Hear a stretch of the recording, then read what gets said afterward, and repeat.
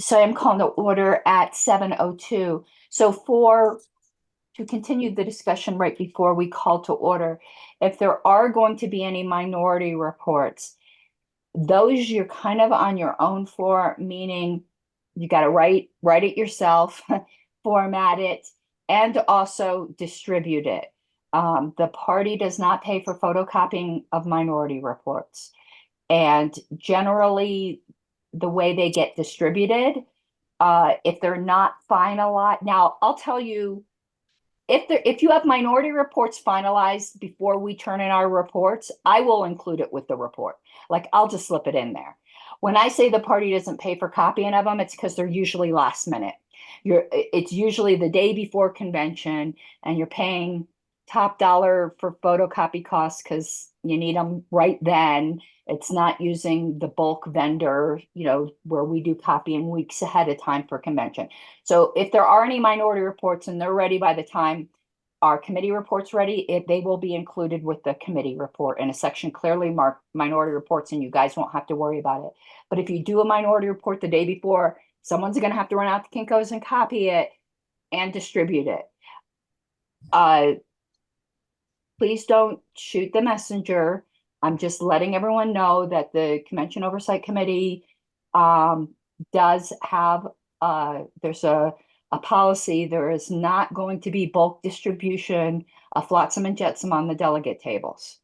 So, the only things that are going to be put on the delegate tables is official convention business. That would include minority reports.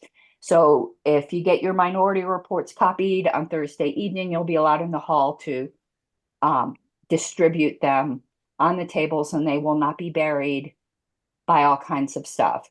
Other literature needs to be on vendor tables or swag bag insertion or in the convention brochure. I don't know if that policy is up yet on the website, but just giving everyone a heads up on that. But any minority reports will, that's the kind of stuff that will go onto the tables. Also, it's anticipated, I don't know if you guys have been watching the email list, the deadline for our report and the platform committee report in order to be put into the brochure by staff is April 20th. Platform is in no way going to be ready by April 20th. And since these are going to be physical binders, so the reports can be inserted later, it's going to be like a 3-ring binder. So since theirs is going to be put in late, and they're going to have a volunteer sit in some room somewhere and insert them into the binders, I figured someone's already going to be doing it. One of us should probably volunteer, and we could take a little bit more time with our report too, even though we certainly could rush and have it done by the 20th. If platform committee is going to take a little longer, we can too. It's just a matter of whether anyone is going to be here early enough to be a volunteer to help insert in the binders. I will be too busy with secretarial stuff to volunteer for that. So that's going to have to be a committee decision. All right, so that's kind of administration stuff. So let Sylvia take the roll, and then we'll open up for public comment or comment from committee members. Madam Secretary? Yes. Arrowwood, present. Rocco? Present. Sazelski? Present. Carlos? Okay, sorry, I'm here. Okay. Latham? Here. Martin? Present. Moulton? Present. Madam Chair, Rowlett had reported that he would not be here tonight. Mike Rufo? Mike Seebeck? Madam Chair, at this point, we I'm have... here. Oh, checked you off. We have Rowlett and Rufo not present. So that would be Dave Roberson Yes, ma'am. Here. and Roger Roots moving over into the member column. Okay. Thank I'm you. present. Roger, if you could mute yourself, I think, or it's Sylvia. We're getting some background noise. So it's time for public comment. Mr. Jacobs. Madam Chairman, I don't know if you covered this at your last meeting. I'm afraid I missed it. But I might be advisable to include a clause relating to the unsuspendability of cumulative voting. I think that was discussed at one prior meeting. Okay, so let me see if I understand you. The cumulative voting was going to be in the standing rules. So the bylaws would just authorize alternative voting forms. The bylaw change says that the convention standing rules can authorize alternative forms of voting, which it already says, which has to deal with approval voting. And then it said, including cumulative voting. I think that, if I may, I think that there was some suggestion that cumulative voting could be suspended, possibly by. There was some dispute among the authorship team as to whether cumulative voting could be suspended by by a 2/3 vote or not. And I think that your opinion was it needed greater than that. My opinion was it needed to be greater than a 7/8 vote. There was a mathematical formula. It was shared by one member of the RONR authorship team. The other member of another member of the RON authorship team thought it was a 2/3 vote. And I kind of think that based on that, it would be advisable that if you don't want to see that rule suspended, and from what I've gathered, you really don't, it might be advisable to put in a clause that says that rule shall not be subject to suspension. So you think hold on, I want to pull up exactly what, and I'll share my screen. My apologies to everyone for getting in the weeds like this, but it is kind of important. Of course, they could always just amend the convention standing rule by a 2/3 vote.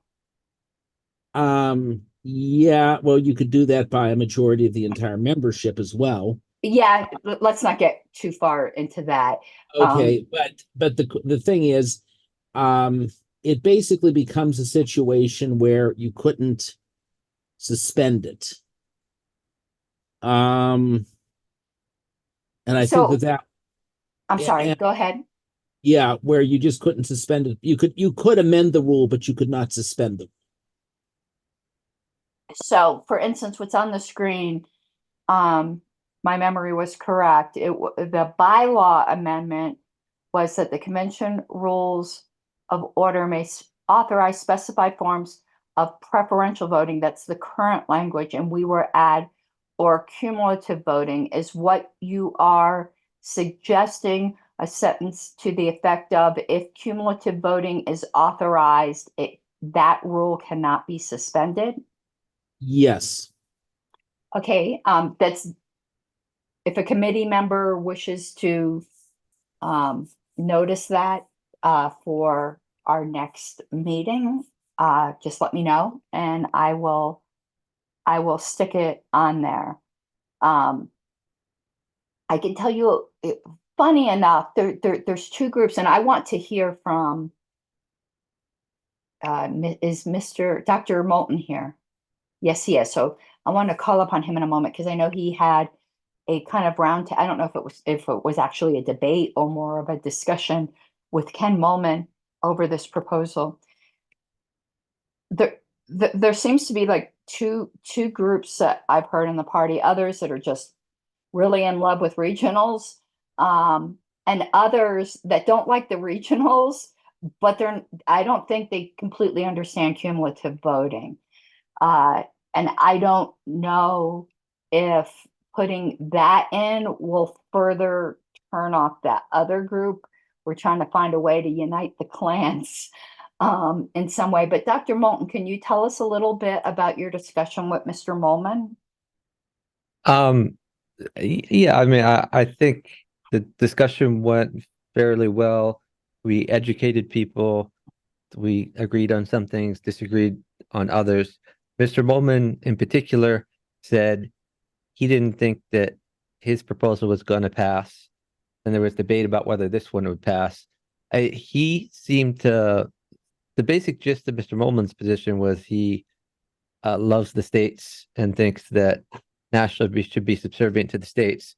So because of that, he said he would favor the other direction. So he would favor eliminating at large and having just regional, which I think is going in the wrong direction. But as always, there are people on both sides of that debate. In the comment section, there were some people, well, most everyone loved cumulative voting. There weren't complaints Good. about cumulative voting. The only concern that I saw about cumulative voting is people were worried that that if people were elected by cumulative voting, then the LNC could go in and a majority could remove people, which we're trying to protect against that in another bylaws change. Correct. And presently, though, of course, policy manual is easier to change. Our policy manual, which I don't know how many people on the committee are aware of it, because you don't necessarily follow policy manual changes with bated breath, but our policy manual right now demands what we're trying to get into the bylaws.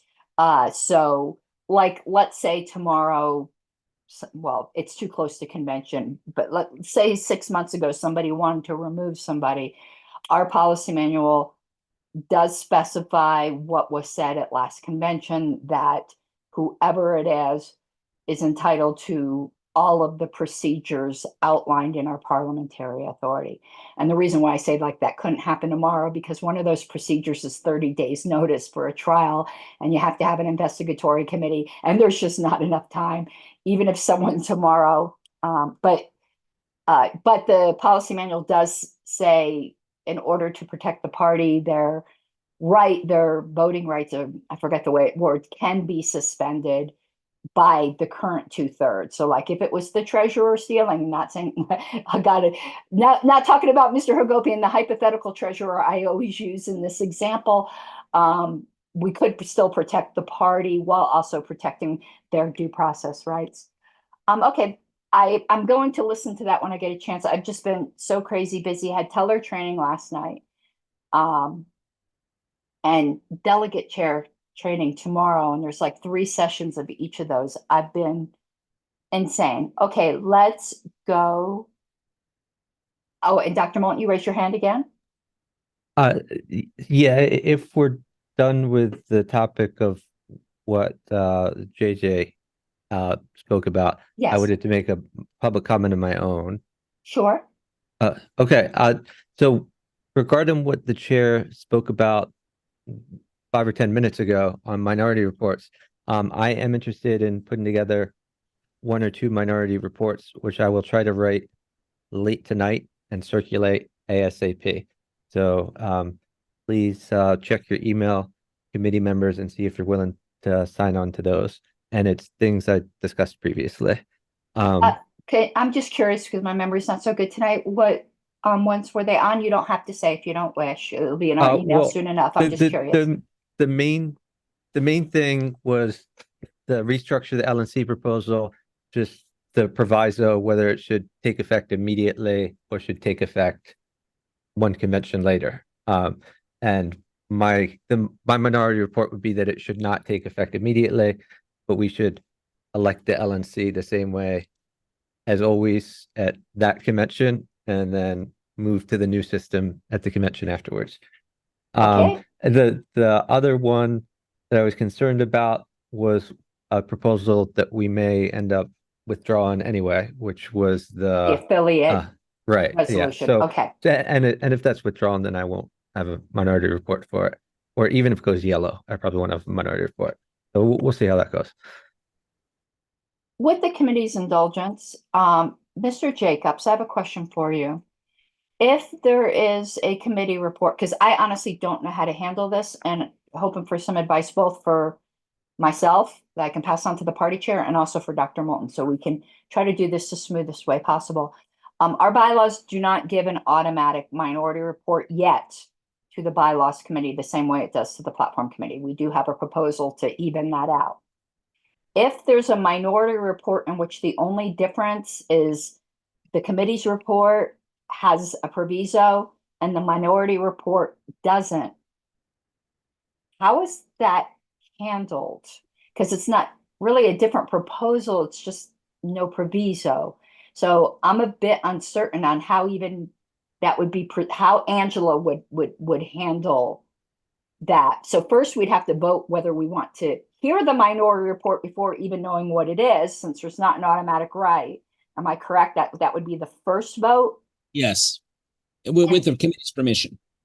Yes. And then what? Since it's not really two whole different proposals, the way our minority reports usually are. Yeah. I would probably, and this is just at first blush, I'm looking here and I might come up with a different answer, but I would probably just say to treat it as a substitute for that particular clause. Wait a minute, this is not you're not changing the wording in the existing motion. Is that correct? Right. It's just deleting the proviso. I would probably treat it as adding words. Deleting words. Adding words. The majority report, I know that's not the right terminology, but our bylaws uses it and I find it funny. The majority report has the proviso. The minority report, the only difference is it doesn't have the proviso. Okay, that's what I was. I don't that. I don't think Flip that's yeah, I don't think that's entirely true. Because well, I guess the majority report, does it have no proviso? Because Oh yeah, you're right. Oh, right? God. Oh, you're right. I am an idiot. I would treat it. Opposite. I would treat it as if you are inserting a proviso. I'll get that word out eventually. If you are asserting a proviso, you would be. I would probably treat it as adding. So in other words, so I think this is the way it would need to be handled. First, they'd have to vote whether they want to hear the minority report. And if they do, then they get to see the entire proposal and say the minority report, because there's this privileged period of time that happens once we decide which version we're considering. Of right now, is it 8 minutes of debate without amendment or anything? So then they would vote, do you want the first consideration, that first pass in which there's no amendment and then it's brought to a vote, to be the one with the proviso or the one without the proviso? In this particular case, I think we're making it more complicated than it needs to be, because what I'm hoping to do is get the language of the alternative in front of the delegates. I don't much care if I'm happy if the whole thing passes the original way. I just want the delegates to know that there's a way to just put this amendment in, throw in a proviso when it comes to the amendment period. And I want the text in front of them, which is why I'm doing the minority report. So I'm not trying to throw a monkey wrench in. I might, in some other proposal, like I hated everything about the proposal. This proposal I love. So it's a weird situation. Maybe, and we don't have to spend that much time on this. We could do it in the future. Let me just throw one more thing out there, because this is kind of an odd situation. I know you can do a minority when there's an absolute right to the minority report. A minority report can simply be, this is terrible, please vote it down. It's not normally how we do things. So perhaps in this circumstance, if the floor votes to hear from the minority, it would be just saying, if you want this to if you like the proposal and you want it to take effect next convention, on the screen is some proviso language that you can move, vote it down after the 8 minutes and then move this proviso language and part of the problem, Chuck, with this is that's fine with me. Okay. You're going to need to get someone, though, to present that, because you're presenting the majority report. I understand. I'm not Okay. I'm not worried about all that. Okay. I just want to make sure I make the deadline for getting in the binder. That was my reason for Okay, got it. They- talking right And to now, and I'm have gonna good get language out. proviso language, because sometimes stuff moved from the floor can be fun. Mr. Bracco. So since we're talking about minority reports, I don't have any that I'm planning to do, but just when would we have the vote to hear or not hear the minority report? Would that be at the beginning of the report or when you get to that proposal within the report? When you get to that proposal within the report. So in that case, our very first proposal is the one which would grant automatic minority reports not only to platform Yes. but also to bylaws and rules, and there is no delay on that one. So Oh, if that were to right. pass, then it's basically then they're all on, Yeah. and I guess you still have the head to head. Well, but- yeah. Okay. Nope, you're correct. That's a good observation. I forgot that was first. Okay. Any other comments?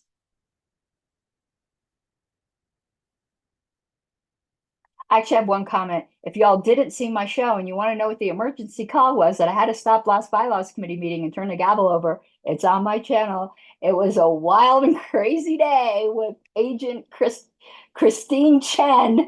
Mr. Latham. Oh, I actually had a question for JJ back to the needing express language on the cumulative voting. Is there a reason why Roberts wants that language for cumulative voting only, but not for preferential voting? Because both is in that language, right? So and if you could give a rule site, I've got the book here and I'll look. Okay. Madam Chairman, may I? Oh, with the yes. indulgence. Yeah, basically, let me go through here. I'm getting a workout tonight. Wow. Okay. Maybe we could pull up that Let me. that bylaw, proposed bylaw. Yeah. Well, I don't want to get too far. We need to get to our agenda. I don't mind JJ giving the Okay. citation so that we can notice it for next meeting if we want to do that, but we're not going through the whole thing this meeting. Let me. But in order to prepare for next meeting, I'm more than happy for him to give the citation as a starting point for any member that wishes to notice that for next meeting. Well, are you asking me about why? And if I may, I'm not clear on the question. Mr. Latham, are you asking me regarding why you would need something specific about cumulative voting? Right, because that's the underlined and new language in the proposed amended bylaw, but the existing language already talks about we can have a rule to authorize preferential voting. So I'm just wondering if it is true that Roberts just zeroes in on cumulative voting, or does it cover both? And maybe do we need to talk about the non-suspendability of both? Okay.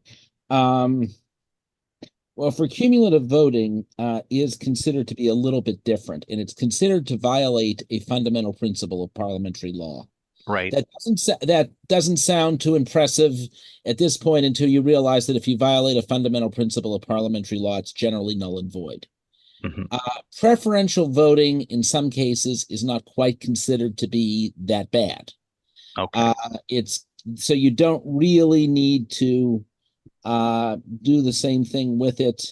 But for the reason as not, are you asking for the reason for suggesting a rule against suspension?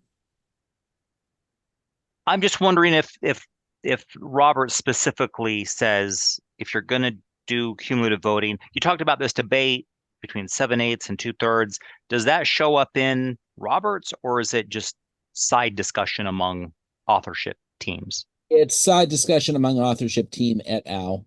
Okay. And what the vote total would be required to do it once you put it in your bylaws. Okay. For the reference on this, it is 4643. And 4562, where it talks about preferential voting. They're in different sections, because I know why preferential voting was called out before. It's because every once in a while people think they're cute and it never saves time, is they want approval voting for officers. And you can only do preferential voting for officers if it's expressly authorized in the bylaws. Okay. And I can just, maybe not to go on too long on this, but if one violates a fundamental rule and one does not, that makes sense why folks would say they ought to be treated differently. Yeah, that's the Robert claim for it, at least. Robert is very clear that cumulative voting must be placed in the bylaws because it violates a fundamental principle of parliamentary law. It's one of the few rules in Robert that you will see that says this actually has to be placed in the bylaws to be effective. Thank you. Says the same thing with proxy as well, I believe. Okay, we're on to, do you still have something, Mr. Latham? Your hand is raised. Nope, I will take that down. All right. So we're on to the March 28th minutes. I saw there was either a correction or a clarification regarding ineligible, or excuse me, I drank that soda too fast, pardon me. But with the clarification that was made by the secretary, is there any further correction to these minutes? Okay, hearing none, we're moving on. This is going to be a fun meeting. Okay. We're back to that candidate elimination one. I thank everyone for all the workshopping we did on this on email, because I think that's going to help.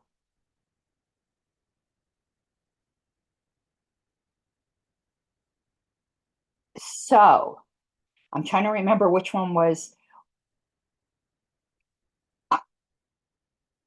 We're gonna violate some fundamental principles here, maybe.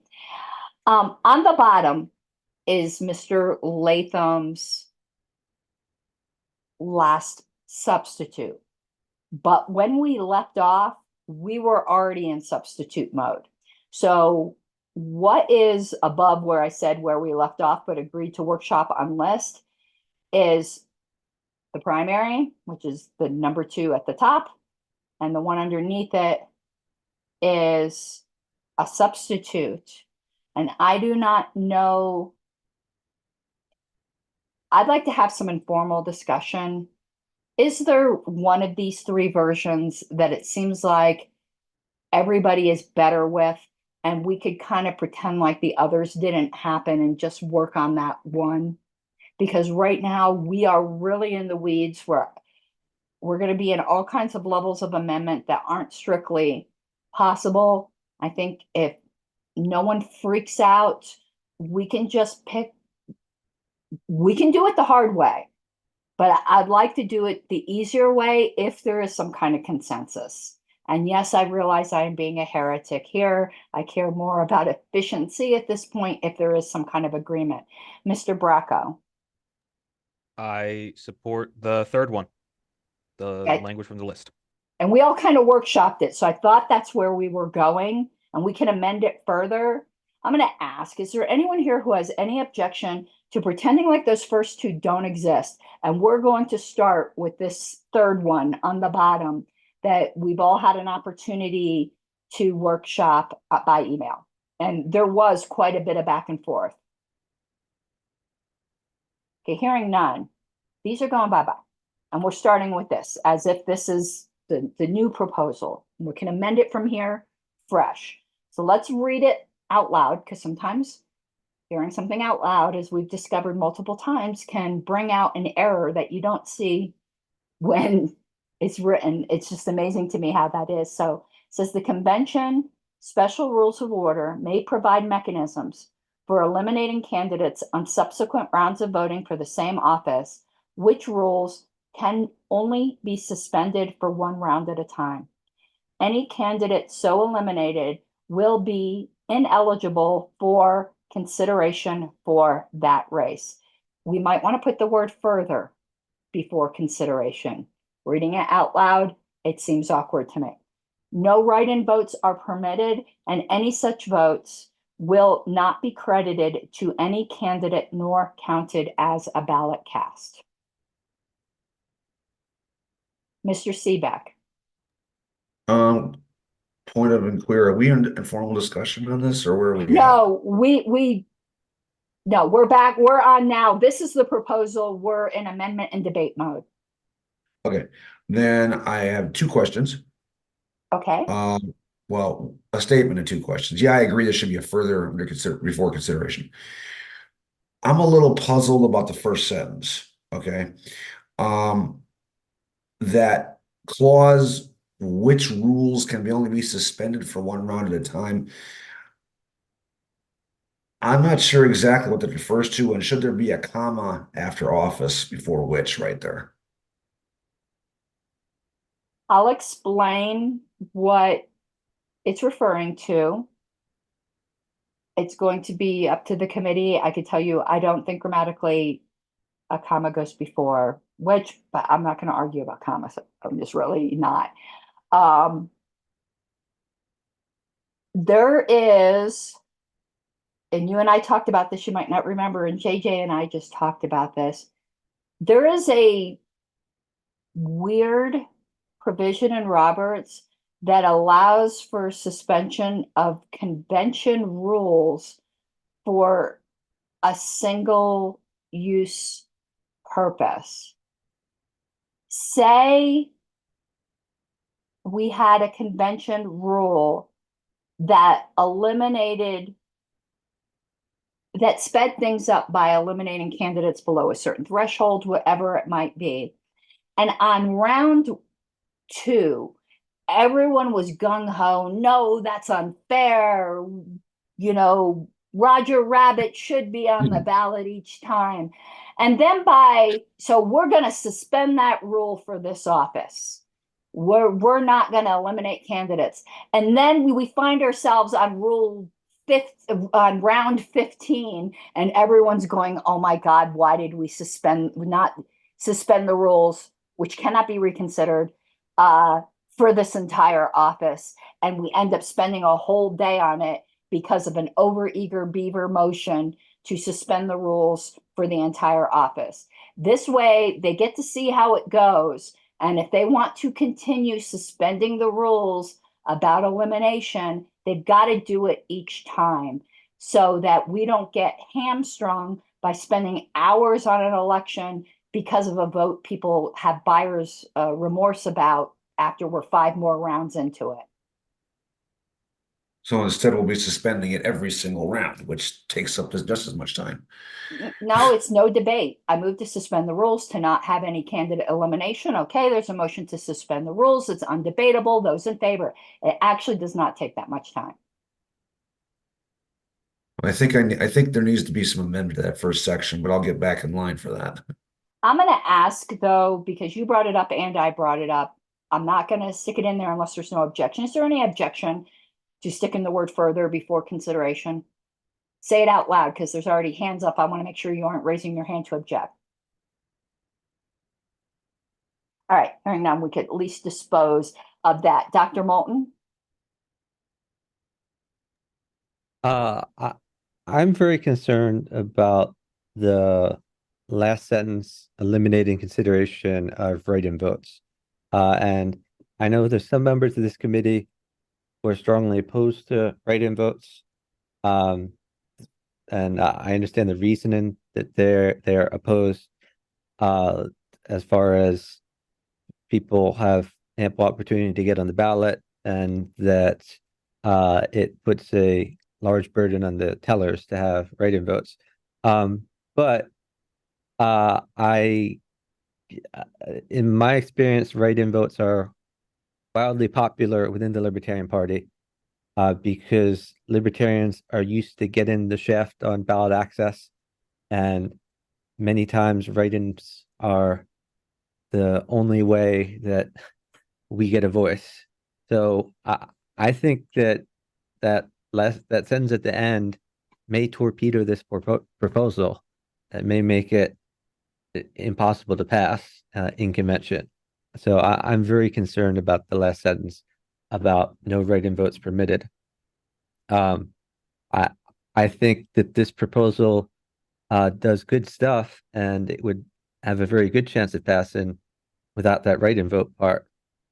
So that's my concern. Thank you. Thank you, Mr. Bracco.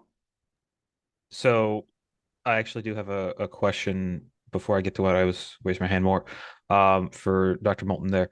Do you have the same concern about eliminating candidates that like what the original proposal had, or at least what we were talking about last meeting, where you can't write in somebody who was already eliminated, but it doesn't across the board strike write-in votes? Yeah, I don't have concerns about that part. No, I just have concerns about blanket from round one, no write-in votes. I think there's going to be mutiny about that. Okay, thank you. So what I was raising my hand for was I'd like to offer an amendment. I don't think it's very substantive, it's just wording, but so voting for the same office period, and then strike the word which, should they exist, comma, these rules can only be suspended. So I put it in the chat as well. I think that I think it reads better. I think it makes more I'm going to stick sense. it down here only because I need to, Sure. as you learned So- last time, me and copying things from chat, I don't see the chat. That's all right. I can talk you through it. Okay, So period, period. Yep. Uh-huh, strike the word which, okay, take me a moment. Where's Joe? fourth one. Uh, And then instead of that, should they exist, comma, these, and then it's rules can only be suspended for one round at a time. Just for one thing, the first sentence says may, so we may not have them. There's, I think, at least a little bit of ambiguity of what exact rules can only be suspended for one round at a time. And I think that this makes it a little bit more clear, and I think it reads better. Mr. Latham, are you in line for the amendment? No, I was basically going to follow up on Dr. Moulton's point. I mean, I support. I guess I'm sixes on that. I do. Are you on if you're not in the amendment, we're going to hold off for a second. All right. Okay, because it's the amendment, then we're going to get back to that. I'm going to be in line for both. So I'll speak to the amendment, but when we're disposed of the amendment, Mr. Latham will be first to talk on the main.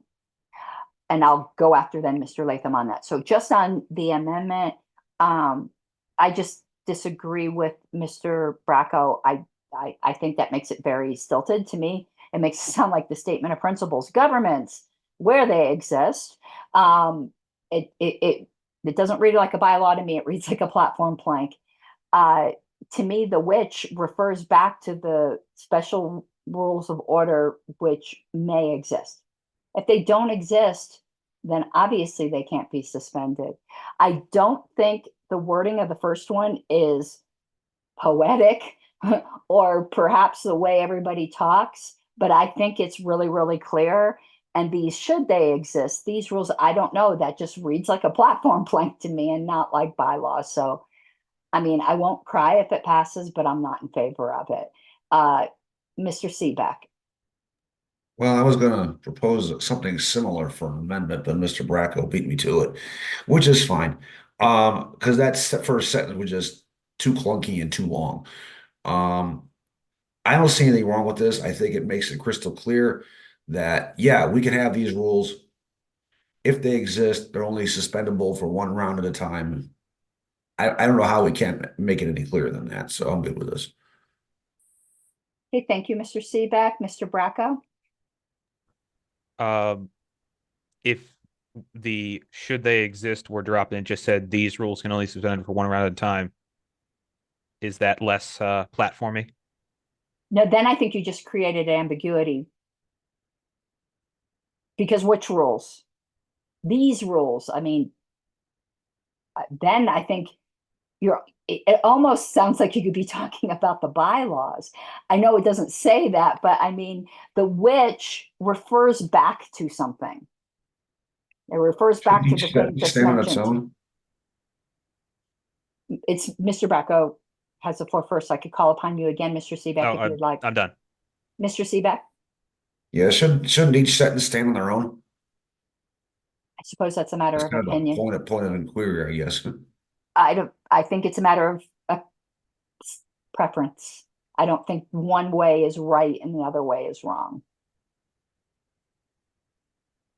Well, I disagree, but okay.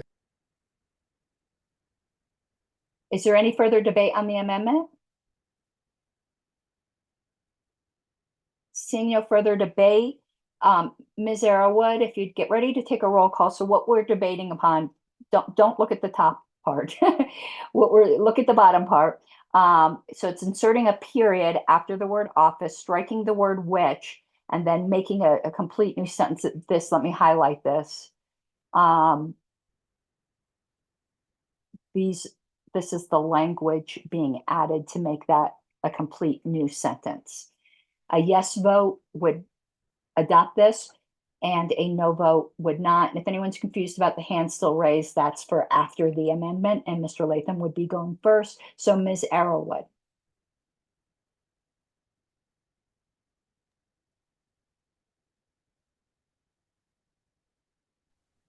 You're on mute, Ms. Arrowood. Okay. Arrowwood, I'm going to say yes. Bracco, Yes. Sizelski, Yes. Latham. I'm going to pass. All right. Frank Martin, No. Chuck Moulton, Dr. Moulton, Yes. Dave Roberson, Yes. Roger Roots, Yes. Mike Seebeck. Yes. All right. And I'll return to Mr. Latham, who passed. I'm going to abstain. All right. Madam Chair, at this point, we have 7 yes, 1 no, and 1 abstain. Okay, I will not be voting. All right. It passes. Just finally found my chat window, but it will disappear. So please don't count on me to see the chat. So this now is, let me just get rid of all of this and then we'll delete. Mr. Latham. Oh, so on this last sentence, just back to write-ins, I'm sympathetic to Mr. Moulton's position. I probably even support it. And but I guess I don't find at the end of the day my concern is a deal breaker. But I believe we have in another proposal something about just write-ins. We allow write-ins for the first ballot, but not further ballots. And so that's a possible compromise here. Unless that proposal was this proposal. Anyway. I think it was this one, Mr. Latham. Okay. So that might be a way to split that baby. That's it. Okay, I'd like to address Dr. Moulton's objections. I do understand his reluctance and I kind of have in mind somewhat of a compromise. However, I think if this is sold in the way that I understand that libertarians get their quills up because of some states, the only way libertarians can get on the ballot is because of write-ins. However, I do think it's a mistake the way we conflate our internal elections with public office elections. However, it is laughably easy to be a nominated candidate at convention. you have to get 20 signatures. Just anyone can be on the ballot. We don't have a nominating committee. We don't have a gatekeeper of any kind except for 20 signatures. So anyone can get nominated if they want to get nominated. It's wasting everyone's time that they spend thousands of dollars to get there to be writing in Mickey Mouse or Ron Paul or whoever it is that they get this 3 small children in a trench coat on the ballot. I understand it's become like a tradition, but I think it's also become somewhat of a tradition that our conventions are a bit of a joke on some things. Like the Harry Potter resolutions. I know I keep bringing up the same things, as obviously you can tell I'll be on my deathbed. I'll be like, don't move a resolution that Harry Potter was the greatest book of all time at a national convention. I think we need to grow up a bit, but also this is preparing the way for an easy transition to electronic voting. Electronic voting does not handle write-in votes very well. I would rather reduce the number of signatures needed to get nominated rather than allow write-ins. We have an easy path to the ballot. If people think the 20 is too high, let's make that lower, rather than this ridiculousness of where it's not really writing in somebody you think's actually going to get elected. You're doing it because you're that guy that wants to waste people time and see something funny on the screen. And that's just not, these conventions cost hundreds of thousands of dollars to put on. We need to start treating them a lot more seriously than we do. Dr. Moulton. I understand where the chair is coming from in those arguments. So some issues that I would raise, though, even if the number of signatures required is very low, there are 2 issues that could potentially come up that I can think of off the top of my head. Number one, someone may think that they have enough signatures, that they've cleared that threshold. They turn it in, and when the tellers or whoever validates those signatures, they may find that they are short of the number of signatures and then pass the deadline. Then they cannot make the ballot. And write-in is a way to short circuit that. Second issue is you may think that someone is going to be on the ballot. You may think that someone is campaigning and is going to be on there, and then it turns out they're not on the ballot, or maybe they decline the nomination or something like that. It has been the case in the past, and I'm sure it will be in the future, that people look at the list of candidates and are surprised to see one or more people not there. And that can encourage not just writing in that candidate, but writing in some other alternative candidate, or someone else running. So I'm concerned that this short circuit valve of write-ins is useful, even in our internal party elections. So for that reason, I move that we amend this by saying no write-in votes are permitted on subsequent rounds of voting.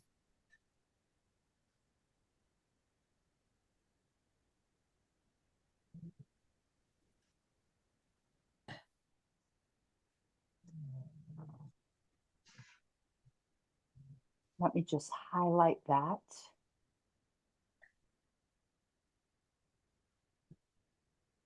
Is that correct, Dr. Moulton? That is correct. May I speak briefly to my amendment? Certainly. Yeah, so I think this, my concern is mainly the first round, and it's that for things like internal party office, like officers. I also think that write-in votes are useful at the presidential level. They can get us media. I'll give you an example. I'm from Pennsylvania. Several different years, we've had 1 or 2 delegates from Pennsylvania that have nominated, or not nominated, that have written in Howard Stern for president of the United States. And does Howard Stern have any chance in hell of getting our nomination with 2 write-in votes? No, of course not. And is it a waste of time that the person who is chair of Pennsylvania has to read and 2 write-in votes for Howard Stern? Maybe that takes, an extra 10 seconds. But what happens every time that we do that in Pennsylvania is the Howard Stern radio show spends an hour talking about the Libertarian Party and our presidential nomination and how Howard Stern got nominated. And that is free media for us. And it's not just Howard Stern, it's free media for others as well. When names get read on C-SPAN that people are familiar with. And I don't think that's a bad thing. I think that is a positive for the party. So when we allow write-ins on the first round and not on subsequent rounds, the subsequent rounds, we've eliminated the problem the tellers have to deal with. Only 1 round, they have to deal with that headache. And if there is like a missing candidate and there seems to be a huge groundswell of support, 1 round of balloting, I mean, someone can move to suspend the rules to open up nominations again or something like that. But at least that 1 round, we get to see if there is, considerable support for a particular candidate. So I think this is a compromise that I think even people who really like write-in votes can swallow this. But I think that it cuts down on the work of the tellers, at least in the long term, because they don't have to deal with it all rounds. Thank you. Mr. Seebeck? I'm against this. 2 reasons. One, and I'm not going to go into the teller angles because those have been mentioned before. But number 1 is this is vague. Subsequent rounds compared to what? First round, second round, third round, doesn't specify. That's not good. The second problem with this is very simple. And this is to address a point that Mr. Moulton made before he made his motion.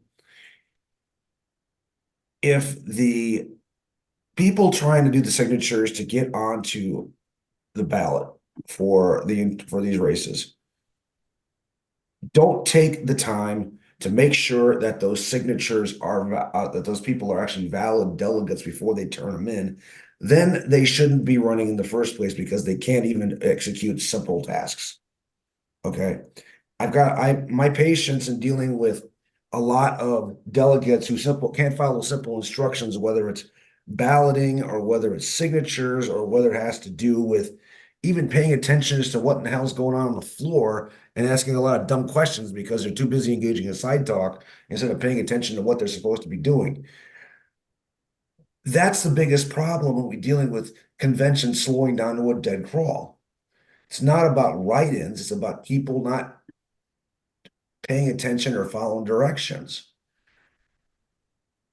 I don't think we need to worry about write-ins, okay? Yeah, I understand the whole venting the thing here, but I'm sorry, but it is not good publicity for this party to have on our first round of presidential candidates have Donald Duck up there or some other ridiculous notion that doesn't make any sense. This is serious about candidates. This is serious about who is going to be the face of the party for what media we get for the election cycle and needs to be treated seriously. Thanks. Thank you, Mr. Seebeck. Just let the committee know that Richard Brown has entered, and welcome, Mr. Brown. I just stuck up on the screen for Dr. Moulton's consideration, or perhaps the committee taking to heart Mr. Seebeck's comment about it being vague. I understand Mr. Seebeck's against the idea to begin with, but I think the wording I stuck down a little bit on the screen would clear up any vagueness issue. I want to take a look at it. I'm not moving it, though. If people like that language, I would suggest voting down this thing. Thing's not the right word. I'm not trying to be dismissive. This amendment, and then moving to strike that entire sentence and replace it with what I put below. I'm open to compromise on this one with the first round only. So that's why I kind of took the time to write that other language, but I am going to do a little bit of a pushback. I don't think any publicity we could possibly get from, say, Howard Stern and him mentioning it on his radio show, because the way libertarians are is they'll start putting Jeffrey Dahmer or Ted Kaczynski or Vladimir Putin or something just to get at somebody. It's much more likely that we will get media for all the wrong reasons rather than it being somebody that some people think are fun. Howard Stern's not very much fun right now. He's not any, but I know what you're saying. It could be any, popular, Tucker Carlson or something. Not that we favor him, but getting mentioned by him, would be a big deal on.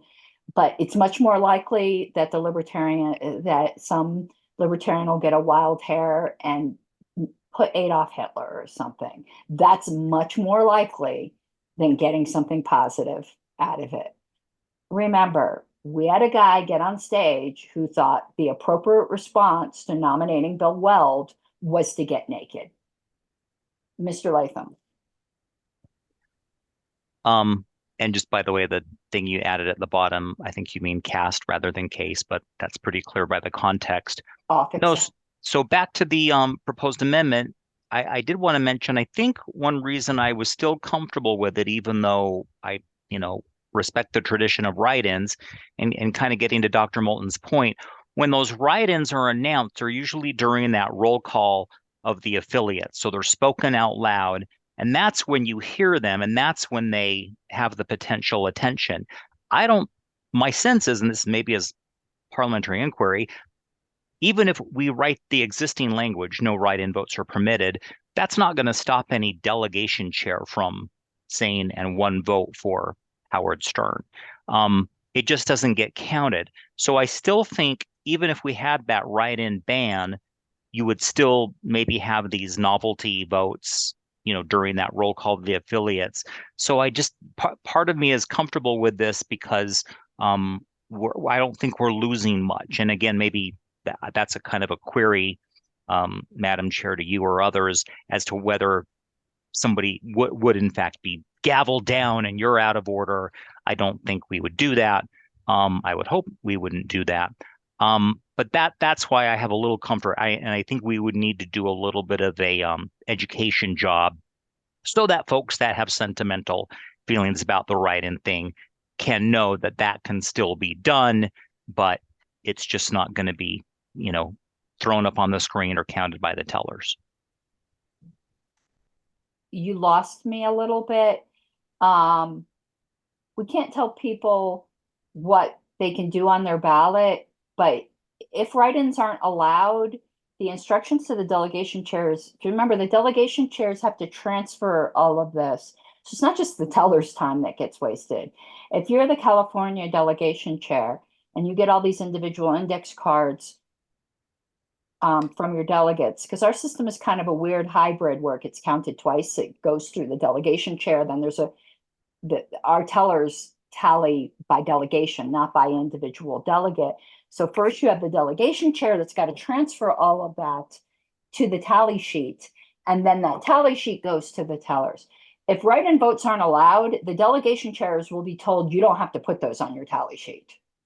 So it will be as useful of a quote unquote right or something to make people feel better as farting in the wind, really. But I get, was there another question for me? I think you had one in there about gaveling down. I think I lost you with that. Well, yeah. So can a delegation chair, even if they don't put it on the tally sheet because it's not allowed by the rules, but one or more of their, members want to vote for some novelty candidate on that or any other round. And if they say that during the roll call, of the states, can that happen, whether it's on a tally sheet or not?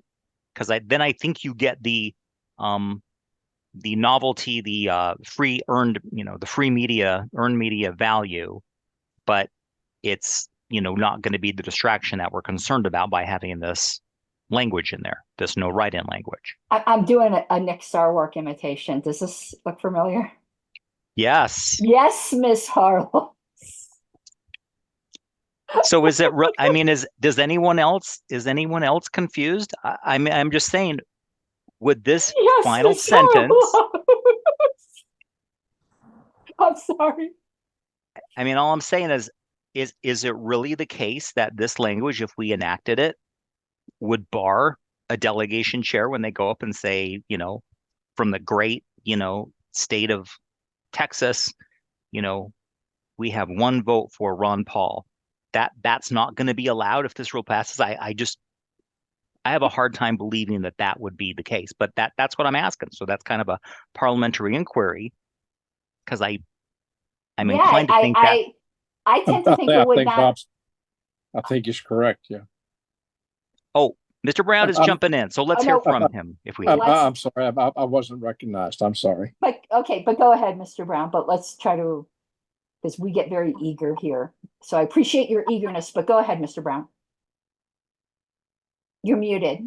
I think he was right. I think that the way this is written, delegation chair can still say, the state of Texas casts, one vote or so, however many votes for, I don't know who's the governor for what's his name. The votes may not Javier count. Milei. Yeah. the votes may not count, but I think he could probably announce that. I think Thank you, and that really answers my question. Sorry. And I honestly, I don't think that's something even we here could answer. I think that's going to be up to the convention chair. All I could tell you, and I'll call on Mr. Jacobs next, is, absent some persuasive argument to the contrary, I respectfully disagree with Mr. Brown. I think that what's announced on the mic is what gets counted. So I think if it's not allowed, it's not allowed. But I'm not the convention chair. I doubt I will ever be, because I might be a masochist, but I'm not that big of a masochist. So it's ultimately going to be up to the convention chair, and then the convention, if the convention chair says not allowed, and it gets appealed. Mr. Jacobs. With the committee's permission. Yes, go ahead, please. Yes, I wrote an article on something similar to this a number of years ago. And yes, it could not be stopped, in my opinion, by the convention chair. And let me give you a very good example. The vote of Arlen Specter, senator from Pennsylvania, on the impeachment of Bill Clinton, not proven.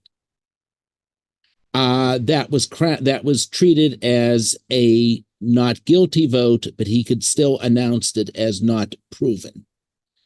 I don't think there's any way not to announce it. It might be an invalid vote if it is announced that way, but I do not believe that there's any practical way to prohibit it. I've seen examples of something similar to this going back to, I believe it was 1534 on the convocation of the clergy of Canterbury. You and your freaking Catholic history, man.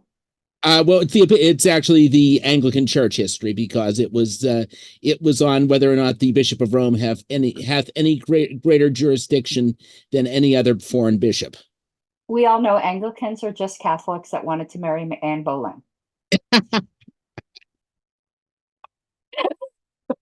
I've been watching the Tudors today. They were Catholics who like more beer. Okay, we're on the amendment. If the committee is going to indulge me for a minute, I think we're starting to get really into the weeds, and I'm about to start calling questions. That doesn't mean the committee's going to vote to end debate, but we spent over an hour on this last meeting. We are near end of term. We've got a fish or cut bait at this point. Mr. Seebeck. We're in the weeds. Smoke them if you got them. Let's do this. Okay, so we're still on the amendment. Mr. Seebeck did say there was an ambiguity, and I think he could be correct. I did put up some alternate language. I am not moving it. If someone else wishes to do that, they can. And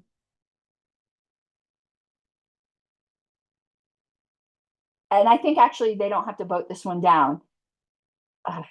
I think you could.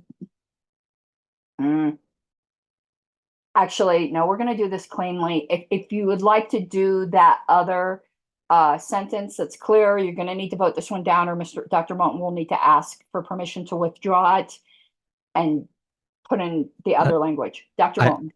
I asked for permission of the body to withdraw my amendment and instead put the language that's on the screen at the bottom there.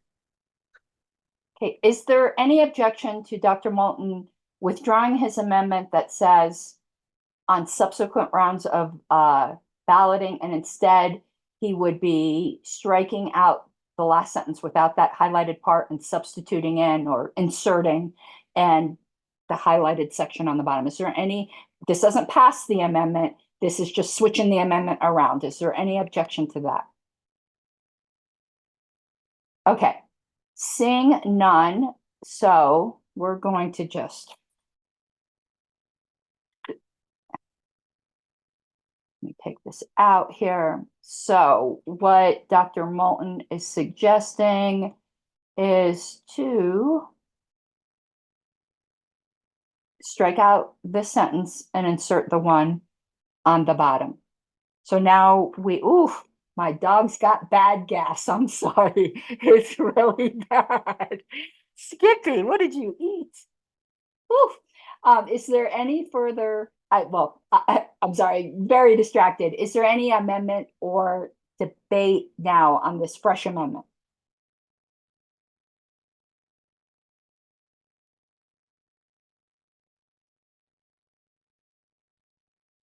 Okay, so then we're going to come to a vote.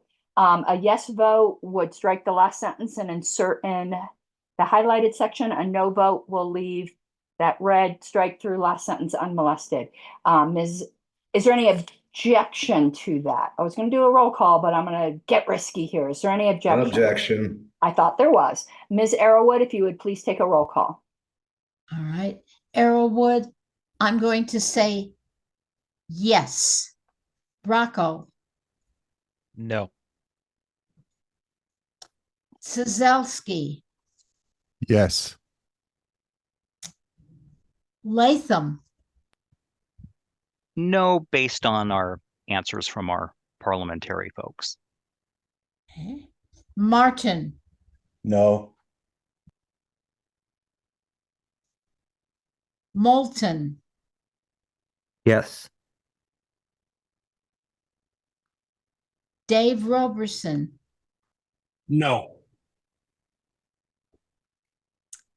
Roger Roots.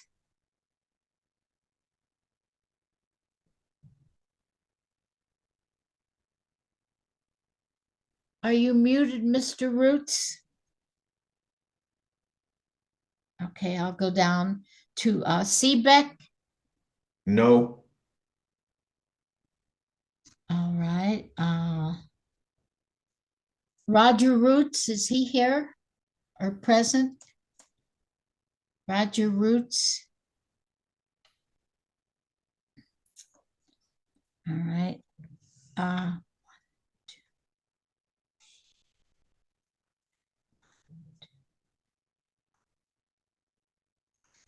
Madam Chair, at this point, we have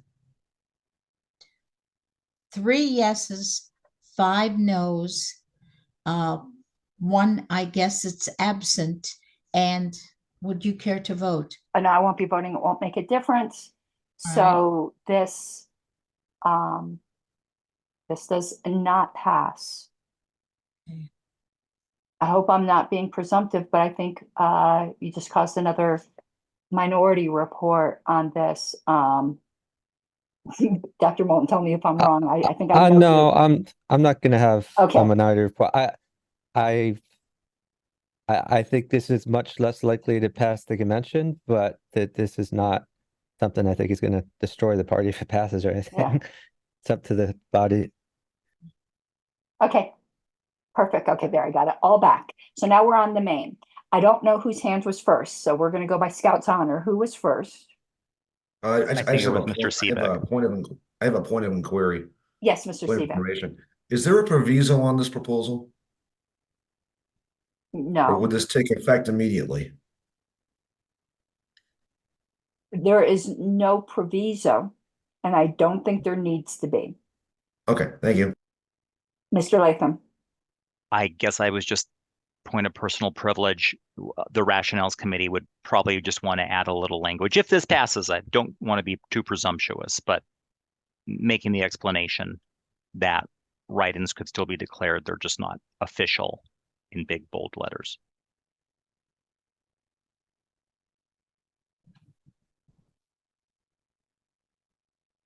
Okay, I can tell you, well, we'll get to it. It can certainly be in the printed report. I'm just going to tell you honestly, I'm not going to make that argument because I don't think that's a huge concern. And we're going to start to get into the weeds over just one race when the presidential first round, when this has to do with so much more. Certainly, if the committee wants to pass that into the printed report, but there's no way I can make that argument as something persuasive because I personally just don't. I think it's going to drag us into the weeds on that. But it's no problem being in the printed report. We don't get charged by the word.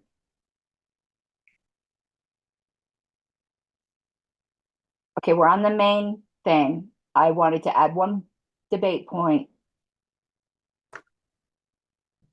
Now that no write-ins are permitted, if someone starts to think there's a groundswell of support, or someone starting to think, damn, I should have put my name in, there can always be a motion, if there really is that kind of support, to suspend the rules, to allow a 10-minute recess or whatever it might be, to reopen nominations after 10-minute recess or something like that. And those people can get signatures quickly. There's nothing stopping people from moving to reopen nominations to add people to the actual ballot, if there really is that kind of support. That is actually something that I think would belong in the rationales committee, because people will be concerned, well, what if we want to add somebody after the second round? You don't have to do that through a write-in. You move to reopen nominations. Okay. We're going to go to, well, I'm going to ask, is there an objection to passing this as our proposal in place of the one we had before? Because remember, we had already moved that we did want to reconsider. This is now considering it anew. If we don't pass this, we're going back to what we passed before.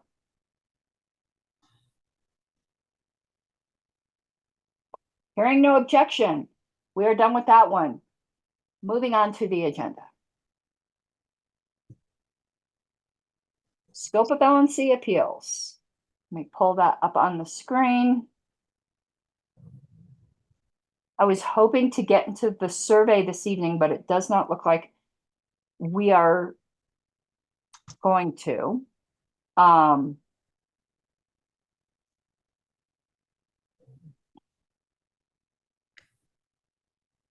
right. Hold on 1 second. I think I had language down here. Okay, here was Mr. Latham's proposal. Let me move. I know you did that comparison thing, Rob. I think that started to, I could always end up pulling that up. Let's, oh crap, let me do a hard return here.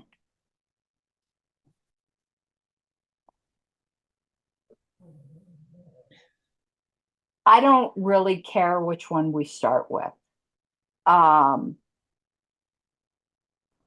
Let's do some informal discussion, if that's okay with the committee. I'll get in line. Does Dr. Moulton and Mr. Bracco wish to just offer some comments, or are you just like raring to go into amendments and things like that. I'm raring to go into amendments, so I'll let the committee figure out which one they want to go with, and then I have amendments. Well, I mean, right Uh, now, the way it would be treated as is a primary and a substitute. Unless there is a lot of support just to start with a certain one of these to try to move things along. Mr. Bracco? So I actually wasn't going to talk about this proposal at all, but I believe we had skipped the approval of the minutes. No, we didn't. We did not. You'll hear it on the recording. I had said with the further clarification, is there any further corrections? If you have some further ones, please just put it on the list and we can end up. I'm just gonna make one comment. So we'll just treat it as a substitute since Mr. Dr. Moulton, excuse me, wants to get into amendments and the like. I don't think these two are particularly different, except for the section that talks about bylaws or those documents to which the by. You want to know what? I'm getting into debate. I'm not going to abuse that now that I realized what I wanted to say. So we have my motion on top. Mr. Latham, basically, I'm treating it as if he moved it on the list. So we have a primary and a substitute. The best way to handle it, the proper way to handle it, is to perfect the primary first and then move on to the substitute. Of course, in your debate, you can compare the two, but if we can try to perfect one first and then the next one, unless you're making an amendment to both of them at the same time. So on the first one, I prefer it. I'm arguing in favor of it. I don't think I have any amendments, and I'm just going to say why I prefer it. Where I said of the bylaws, probably should be these bylaws. If there's no objection, I'm changing that to these bylaws because we say that, we use that language elsewhere, like where we designate our parliamentary authority, it says these bylaws. So these bylaws or those documents to which these bylaws refer. The reason why I like that better than the specific language down in Mr. Latham's proposal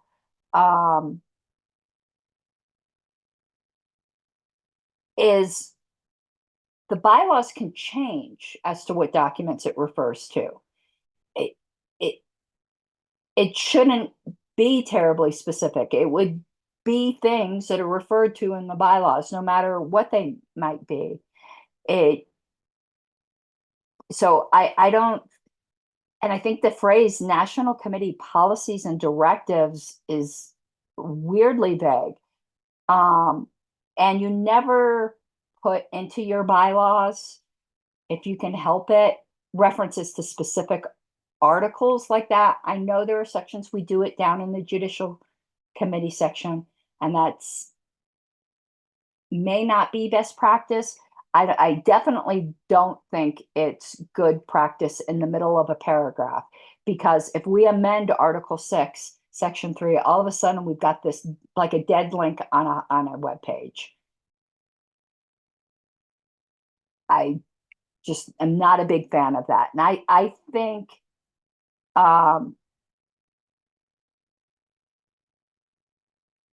that the language I have is just better. I'm trying to see if there's anything else that's really different. Is the last sentence as well.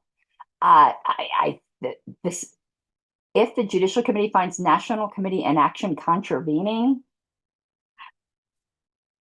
Is Jane Austen in the room with us? I mean, just that wording to me is just kind of like, yes, mistress. I don't know. It just seems, I don't know. It's very fancy pants for me. Maybe I'm a bit more trailer. So anyway, I just think mine is cleaner. Mr. Latham, then Dr. Moulton. So just maybe to help the committee explain a bit of my motivation and wording it the way it did. One is just, more active voice. So a lot of the passive tense was just shifted to active voice. I think that reads a little stronger. On the contravenes, you'll see the word contravene just show up in the primary. So I just wanted to stay consistent with that term. And then the reason policies and directives was in response basically to a question I said to our chair, what do you mean by those documents to which these bylaws refer? And the response given in the list was, well, the policy manual. So I looked in the bylaws for policy manual. Well, the word policy manual doesn't actually show up in the bylaws, but policies and directives does. And that's where it shows up in Article 6, Section 3. And I wanted to just contain that somewhat because, I mean, there's arguably another document, I guess it's actually in the rules, the Chicago Manual of Style. We're not referring to that as a document that's referred to in the bylaws. But I just wanted to, again, limit it somewhat. And if we amend the bylaws to change it around, I think, in intent, hopefully we would, or a subsequent bylaws committee would remember to change the reference if it's now, Article 6, Section 4 or whatnot. I see this happen in state legislation all the time where they change references. If we feel like we don't need it, we could easily strike Article 6, Section 3. So I just wanted to make that more contained. It's kind of like when you're saying, we want to limit Congress to its Article 1 authority and not let it do stuff outside of that. So that's what I'm trying to do rather than just kind of keep it unbounded by the word documents. And I think, and then just I note the word appellant is in there, and the terminology that the Judicial Committee is currently using, I think, is more, in use these days as petitioner rather than appellant. So I have that as well. So I think that's what I want to say on this first round of explaining the wording. Dr. Moulton? Okay. So a few things. First of all, I favor the top language over the bottom language. I think the top language reads better. I have two issues with both proposals. I guess three issues. I mean, one issue is they're both a lot longer than the existing language. So another issue I have is that we've removed one of the ways that people can submit appeals. So existing language says upon appeal by 10% of the delegates credentialed at the most recent regular convention, or 1% of the party's sustaining members. So we've removed the ability for 10% of delegates credentialed at the most recent regular convention, which is fine with me. I mean, I think that probably 1% of party sustaining membership is a clearer way of going about it. But we have to keep in mind we're removing a way that people can appeal, and that may be a reason for people to oppose this. So was it really doing that much harm to have that 10% way in there? If not, I think that this would be more likely to pass if we left that language in. So that's one concern. And then at the very end, and I raised this on the list, but I'm gonna submit an amendment right now where I think in both the primary and the substitute, the last sentence is just unnecessarily wordy. So the last sentence says, if an inaction is determined to be in violation, the National Committee shall be ordered to remediate. And then it says either by the remedy sought by the appellant or another conforming remedy. I have no idea what that last phrase adds at all. So, so it's saying you could add the remedy sought or something else. That basically sounds like it can be by any remedy. So why do we have that language? Just my proposal is put a period after remediate and get rid of the rest. It's just the Brevity Caucus has been consulted and supports this. And it I don't think the last phrase adds anything. It just adds words. So yeah, I think makes it simpler. So that's my amendment, and that's both the primary and the substitute has that same language, and I think both can be ended the period after remediate, and the last one you could delete through the remedy sought by the petitioner or another appropriate remedy. Yeah, I think I've kind of allowed things in the past that I probably shouldn't have, which is doing it at the same time now that I'm thinking about it. Oh, okay. My apologies. You said I know I like did. 5 minutes ago that I was what we thought should do. I messed up. So you can, when we get to amending the substitute, you can make that same amendment. But let's see how. Certainly. I make that Yeah. amendment to whatever we're talking about right now. Okay, yeah, that was my mistake. I completely own that. So on the primary, it is to strike everything after the word remediate. I know I accidentally struck out the period. We'll put the period back in. So, Mr. Latham, are you on debate on the amendment? No. Okay. I wasn't originally either, but I just want to say I'm fine with the amendment. So, seeing no further debate on this amendment to the primary, is there any objection to striking the items in red from the primary? Speak up because of the hand thing. Hearing none, that is struck from the primary. I don't know who was first between me and Mr. Latham, but I'm gonna let Mr. Latham go ahead on the Okay, well, I had raised my hand when we were kind of talking about both of them in the alternative. I guess you can tell me if I'm out of order if I raise my argument in the matter in which I will. But one concern I had with the primary proposal is that it just presumed that once a petition was initiated, the Judicial Committee had to consider it. And our Judicial Committee kind of went through this exercise during this current term in determining whether we had received, for example, a valid petition. And I think the substitute addresses this. The primary does not give the Judicial Committee the discretion. It just has to consider it whether it's valid or not. And I think that's a problem with the primary. And for what it's worth, I also don't mind the amendment at the end on the substitute. Thank you, Mr. Latham. I'd like to address that, but also I wanted to address Dr. Moulton's comment about the 10% thing. I did purposely delete that because I think it's highly problematic. And as JC members, you guys could tell me how you would consider it though. Who counts as part of that 10%? Obviously, we could go, okay, the highest number of delegates at any time was 1,008 or whatever it was in Reno. Easy to calculate 10% of that.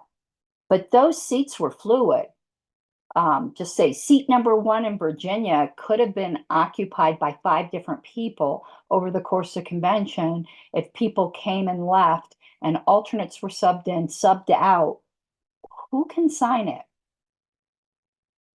Is the 10% really then of the total number of delegates or the total number of people at any one time that were a delegate? Sometimes we don't know when there's a quick swap. They don't always let the credentials committee know. I found the whole idea of how you calculate that 10% to be crazy pants. I think I don't even know how to fix that. I think the 1% is just so much easier and cleaner. And I did kind of sneak in at the time the petition was submitted. This was something that we carried over, I think, from last bylaws committee, because it's like, what if the membership increases and then later on it's not 1%? So also then to deal with Mr. Latham's question about a valid petition, how would it be invalid in this circumstance? It is rejecting it is considering it if it doesn't specify sections of the bylaws. We considered it, it's not a valid petition because it didn't contravene specified sections of the bylaws. You didn't specify a section. We have this, I mean, that's already in the current wording, and it's never been an issue with the JC in the past to reject a petition for being outside of its jurisdiction because it didn't specify the section of the bylaws that were allegedly violated. And I would say even in the decision that Dr. Moulton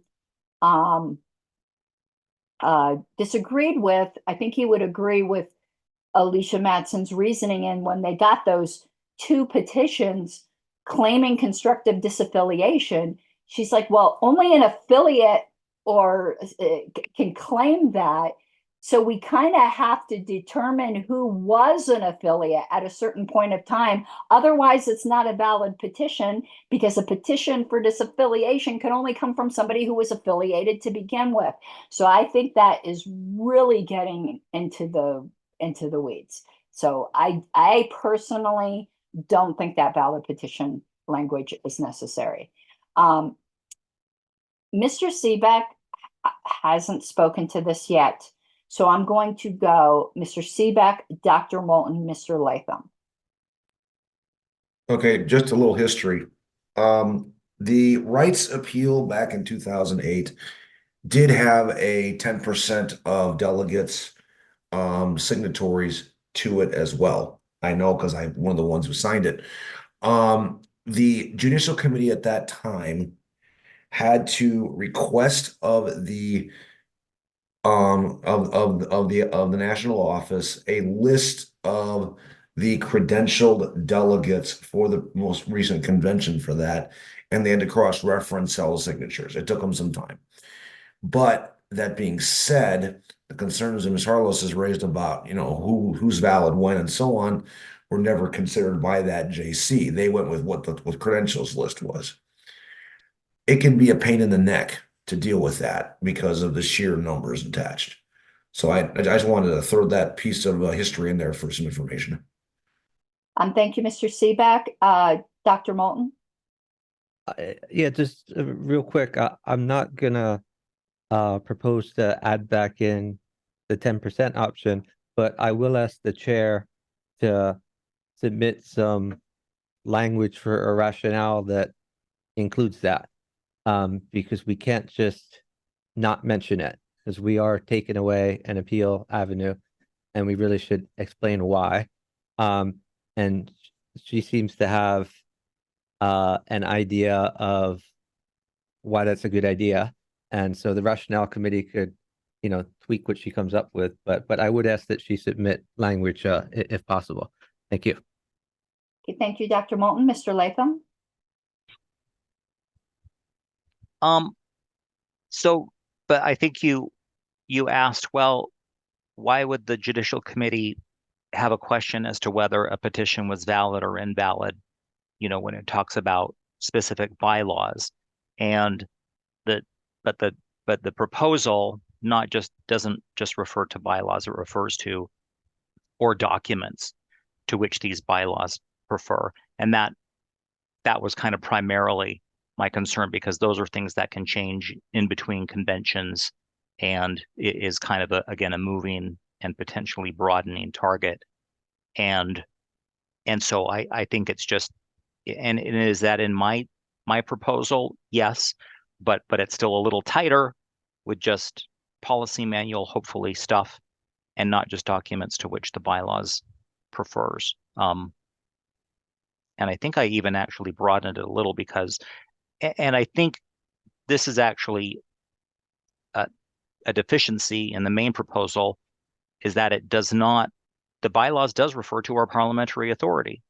And so, and my substitute does also refer to that. And I think that's kind of a glaring omission in the main one, because, you can have people looking to Roberts and saying the National Committee didn't do this or didn't do that, and it violates Roberts. And I think that's kind of a big deal, because there's probably a lot of parliamentary procedure stuff that could be appealed and, could come before the judicial committee. And maybe it shouldn't. So I just throw that observation out there that that's another significant difference between the two. Thank you. I'm actually going to propose an amendment to my primary one. But first I would like to answer that. Those documents to which these bylaws refer, I think you answered it yourself, it refers to Roberts. So it's captured in that sentence. However,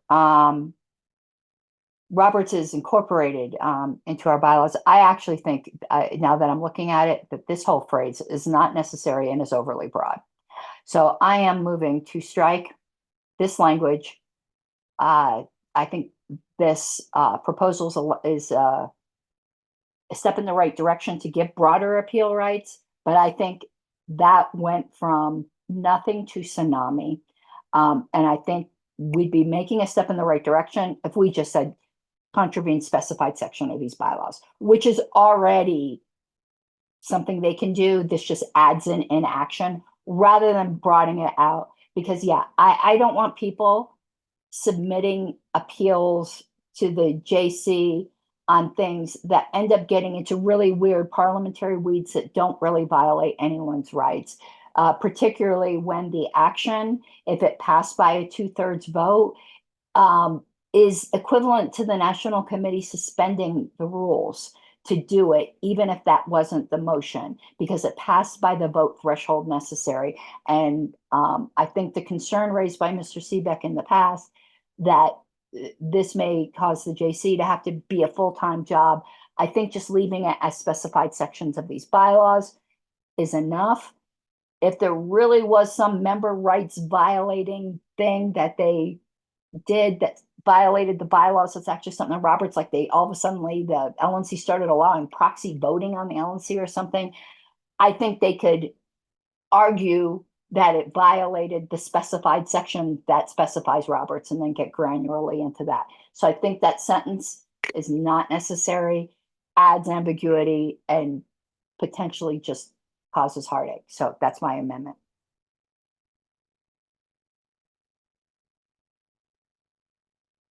Would anyone like to debate that point?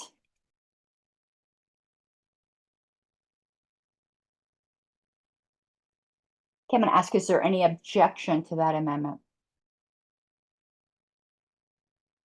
Hearing none, that part is deleted.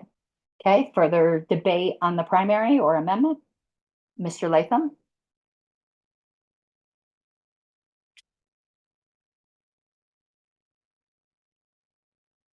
You're muted, Mr. Latham.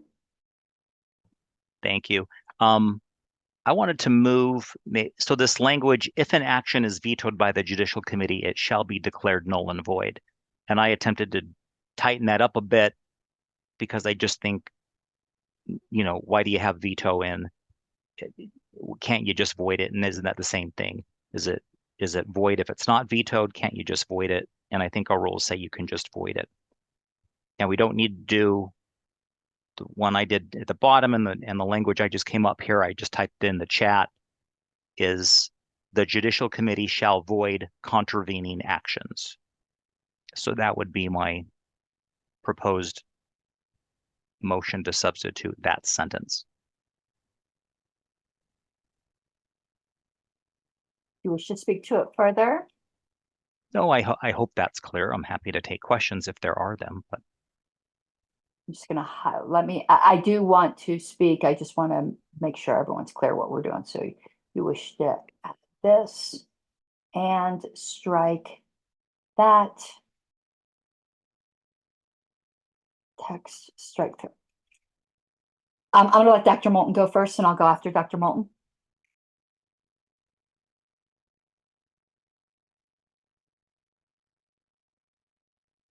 If you're speaking, Dr. Moulton, we can't hear you, but you're not on mute. I apologize. Often when we debate these things, we see changes to the existing language as like strikeouts and insertions, but we don't see the existing language on the screen.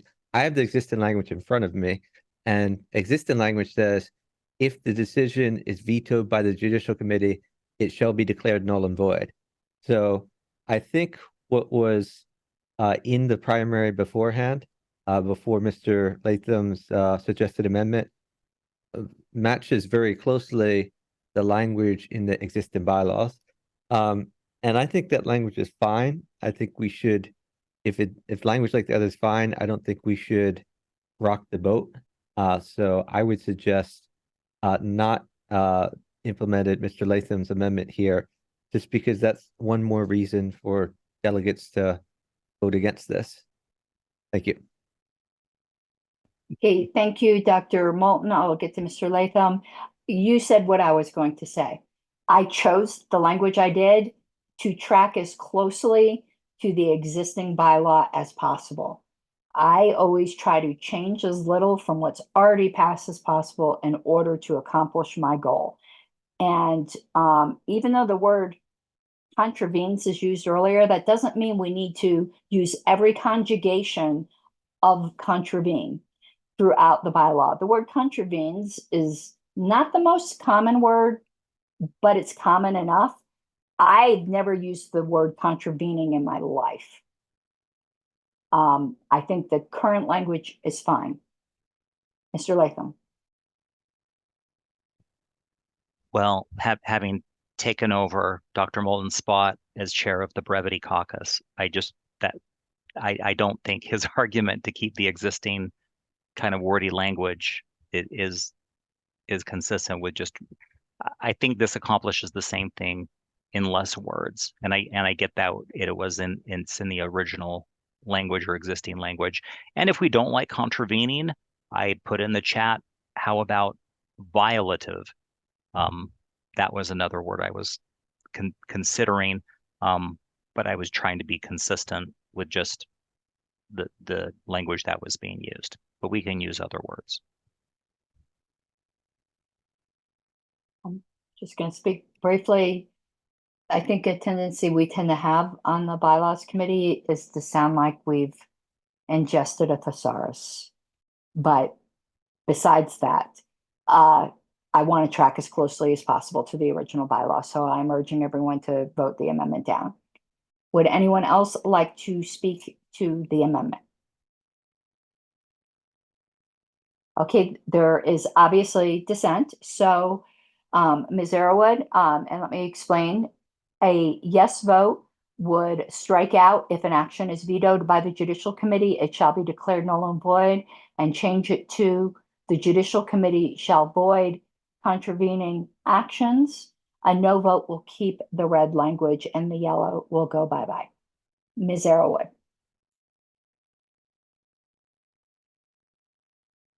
Arrowwood, I'm going to pass. Bracco, No. Sazelski, No. Latham, Yes. Martin, No. Moulton, No. Dave Roberson, No. Roger Roots. No. All right, sir. Mike Seebeck, Abstain.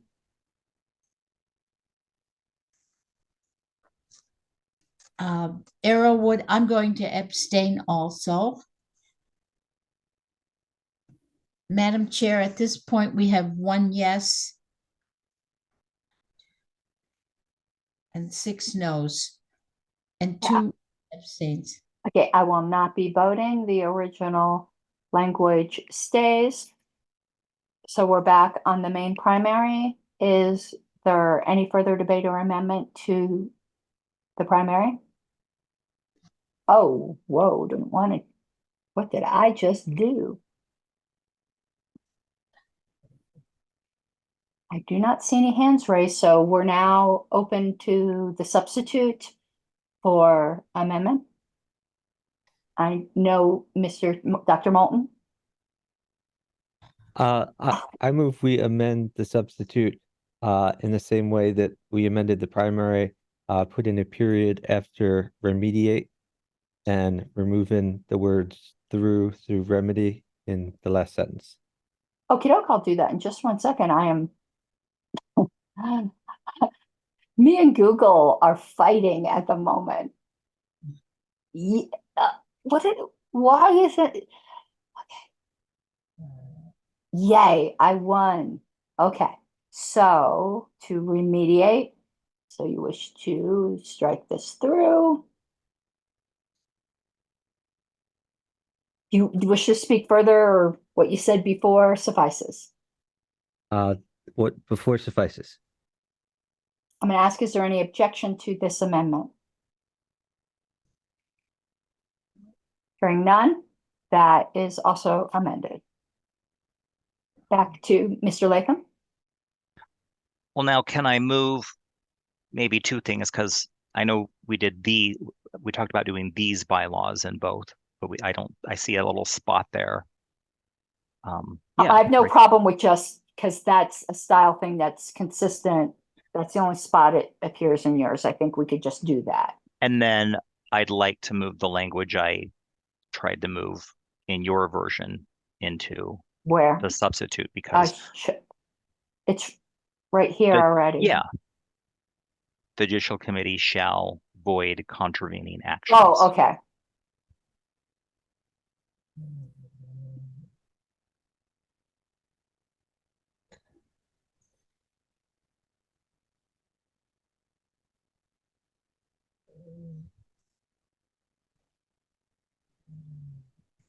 This isn't really technically the right way to do this, but I think everyone understands what we're doing, and it's not going to end up with split words. Really, the parliamentarily right way to do it would be to strike this entire section and then insert the phrase so that you're not separating words and amendments, but we're just going to do this because it's coherent.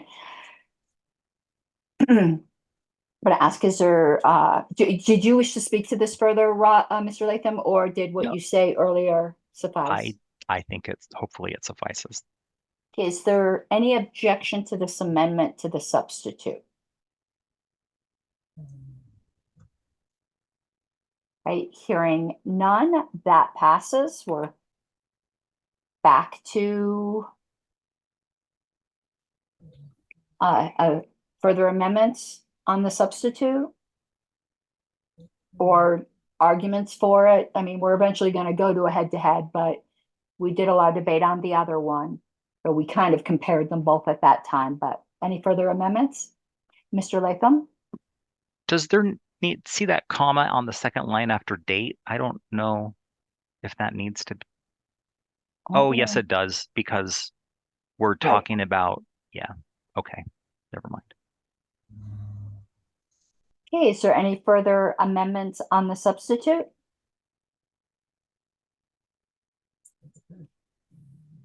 Okay, hearing none. Hey, we're at the head-to-head portion. So what we are going to, well, is there any, okay, no, actually, there's another question. I know there's no further amendments, but does anyone wish to, well, the question is, we're not going to go to a vote yet. No, I was doing it right. I'm just getting a little loopy. So the question now is, shall the substitute become the primary? We can debate that. We're not going to go straight to a vote if people would like to debate it. So we're in the head-to-head portion. Raise your hand if you, I'm obviously arguing to adopt, to strike the substitute and stick with the primary. I've already said everything I wish to on that. Dr. Moulton. Yeah, I favor the primary over the substitute. The reason, two main reasons. Number one, the primary is shorter. It's more succinct.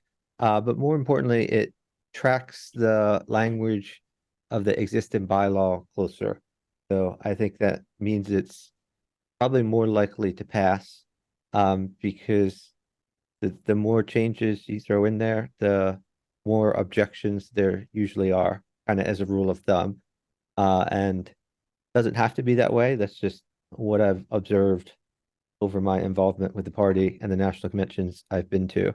So for that reason, I favor the primary, and I would urge people to vote down the substitute and support the primary. Thank you. Mr. Latham? And I'll just say I offer the substitute because of my concerns about the primary. A lot of those concerns have been addressed in our discussion and amendments. The big one being the removal of documents that to which the bylaws refers. And now that we're not including our parliamentary authority by reference or implication, I think that addresses a lot of the big problems I did have with the primary one. So I think the substitute has done its job in fixing the primary. So I'm not going to shed any tears if we go one way or the other. I'll probably end up abstaining on this. Okay, Ms. Arrowood, if you would take a roll call vote. The question is, shall the substitute become the primary? A yes vote would get rid of the paragraph at the top, and then we would be voting on whether or not to adopt the one at the bottom. A no vote will do the opposite. We'll get rid of the one at the bottom, and then we'll be voting on whether or not to adopt the one at the top, because this is a brand new proposal. It's not a reconsideration.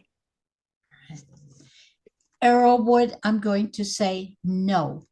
Bracco, No.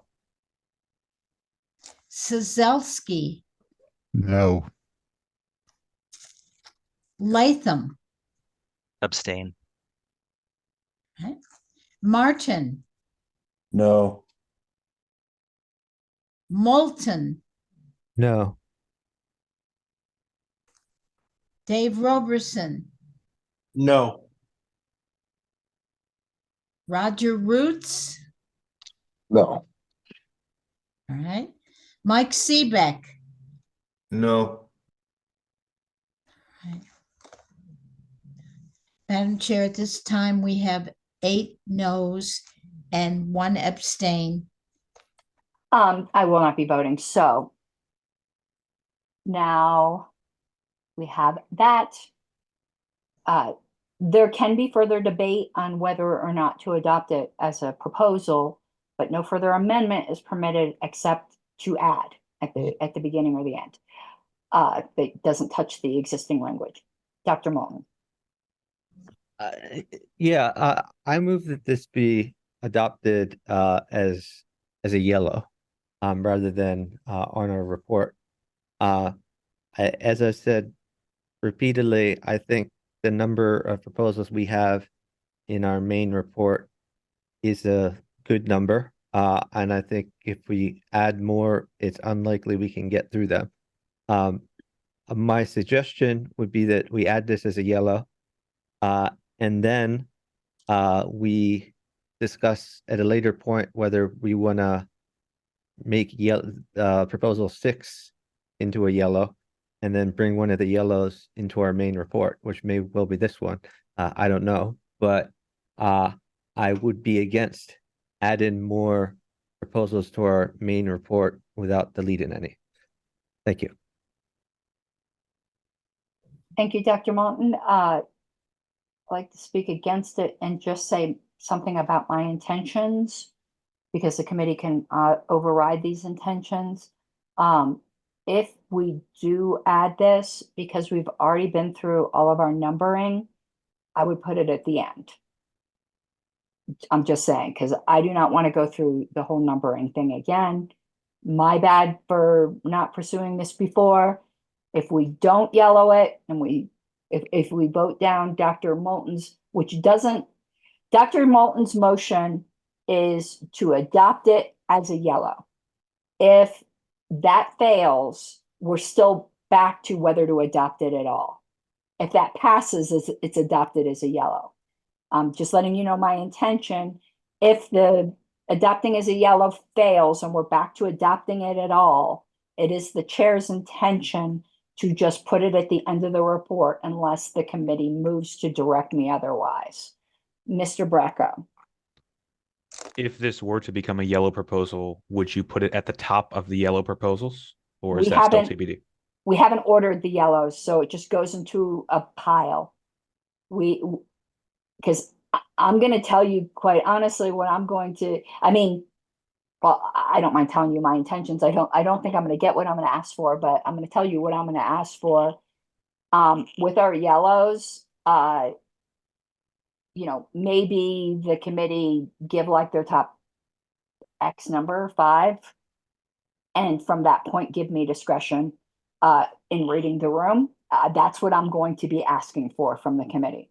But the committee can choose not to give the chair that discretion and order a bunch of yellows. So we'll not go to the top of the pile of the yellows. The yellows is an undifferentiated group right now.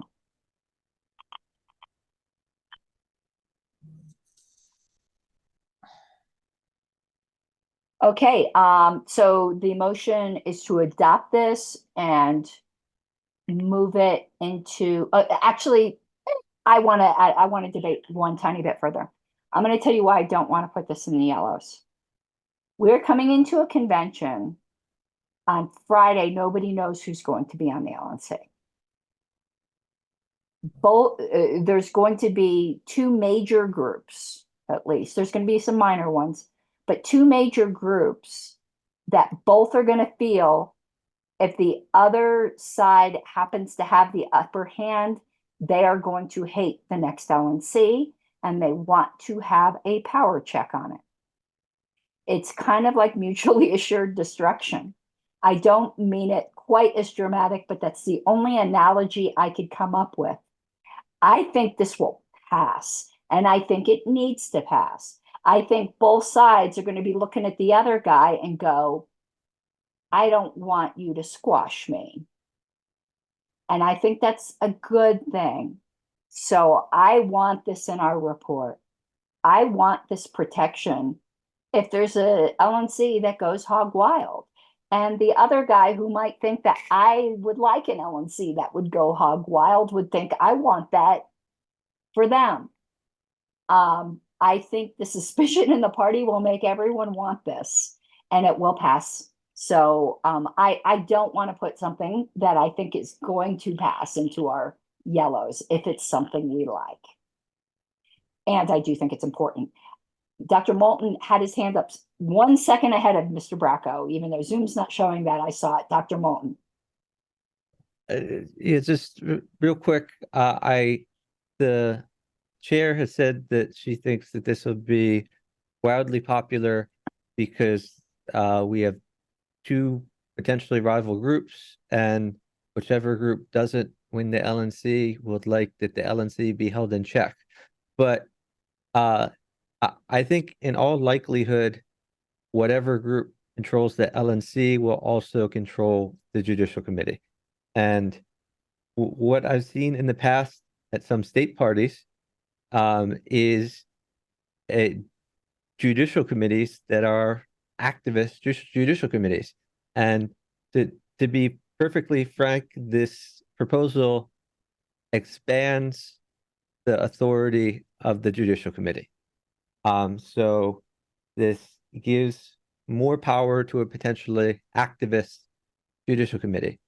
So I don't think this proposal is as much of a slam dunk as the chair thinks it is. I think this proposal will be more controversial. I still support this proposal. I still hope we pass this proposal. I think this proposal is a step forward, but I don't think this is a kumbaya moment where everyone is going to come together and say they love this proposal. Thank you. Mr. Bracco? Just trying to confirm my recollection. We currently have 15 proposals on the report. I'd have to look, but we do have one that's up for moving to yellow.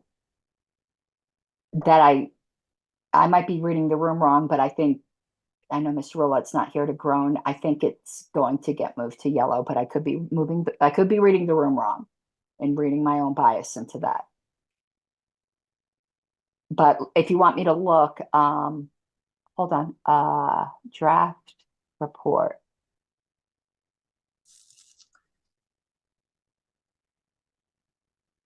Yep, we currently have 15.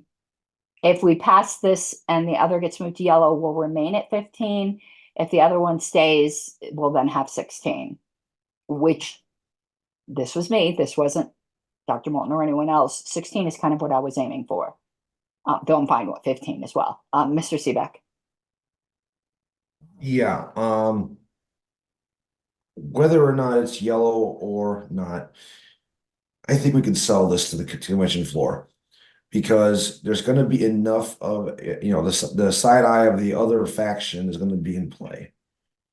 And one of the things we've always got to keep in mind what this committee, as well as when we pitch this stuff on the floor, is it's not an indictment of the current, I don't want to use the word regime, the current LNC or the current leadership, but it is a precaution against those who would not be favorable to whatever individual predilection is. And I think that's the selling point. It's not it's not an indictment of who's in charge. It's a protection against who could be in charge. I'm going to vote for this because I think it's important. So, okay, thank you. I wanted to answer Dr. Moulton some of his, there's always going to be a concern with an activist JC or a biased JC. This convention, we have 4-year terms on the JC, so the JC remains the same. I'm not saying this to kiss the ass of the current JC, of which we have several members here. I can tell you, for instance, I'm going to bring in a current controversy. I'm not asking anyone from the JC to weigh in. But I have told some of the unhappy people in Michigan, they're like, we don't want to appeal to the national JC because they're just going to rubber stamp the LNC. They're all Mises people. And I go, well, they might have been endorsed by Mises, but the majority of the current JC, I do not believe are members. And I actually do not believe they are going to rubber stamp any decision of the LNC. Now, maybe I'm just saying that. Maybe I'm saying that as an evil Mises person. But I'm telling you, that's my honest opinion. Have we had activist JCs in the past? Yeah, I think we have. I think that's always a risk. People are going to people. It's very people-y around here. And people is the problem. And of all people, speaking of people-y people, that have caused, no offense, Dr. Moulton, because I still love you, to hate the JC for a recent decision, it would have been me. And I'm still a huge proponent of having a JC and giving it more oversight power, even though I think it came to a very wrong decision in my case. I just accept that as being part of the process. And I don't think they came to a wrong decision because they were an activist JC. I do think we have had them in the past. There's, in fact, 2 of them. I think both of them in the Oregon case were maybe a bit activisty. I don't know. I think definitely the one chaired by, when it came to that rescission, was a bit of an activist JC. And I'm still in favor of JCs. They're not going to be perfect. But so I still think the side eye, I love the way Mr. Seebeck put it. The side eye is going to pass this. Mr. Seebeck. I will kind of speak for the JC, and Mr. Latham, I think, can disagree with me if you'd like, but we're not an activist JC at the moment. As a matter of fact, we have been almost very extreme in the opposite direction. And frankly, we like it that way. We don't want to have to get involved with things. That being said, the potential does exist down the road. There could be an activist JC, but I don't see this expansion as much of a big deal. It's an idea of making sure that nothing gets out of whack. And I must call orders of the day. Okay, we're going to go to a vote. Does anyone else wish to debate? I have something to say, but it's not that important. Okay, so Mr. Latham, are you moving to extend time for further debate? Yes. For how long? 5 minutes. Is there any objection to extending for 5 minutes? Hearing none, we're extended for 5 minutes. Mr. Latham? Since Mr. Seebeck just brought up the Judicial Committee, I did run this by, and I will say there, without naming names, there was a time where a majority did oppose this, the inaction part. I will say because of the subsequent debate, I won't be a no now, but I'll still be an abstain. And I know some other votes have changed, but I think it's important just to know that there were some concerns on this, maybe changing the role of the JC to be a little more activist. So I did want to communicate that to the committee as they consider this, and others listening to this as they may vote on it. Okay, since there was an extension time, I will say what I was going to say. If in fact there was a blatantly wrong activist JC, not that I would encourage this, but I also don't think you make divorce real in a marriage by saying the word divorce. Like the superstition among Christian couples is like you never say the D word. In this case, let's say you had a horrendous LNC and a horrendous JC. There is always the courts option, but having it go through an internal review process lessens that.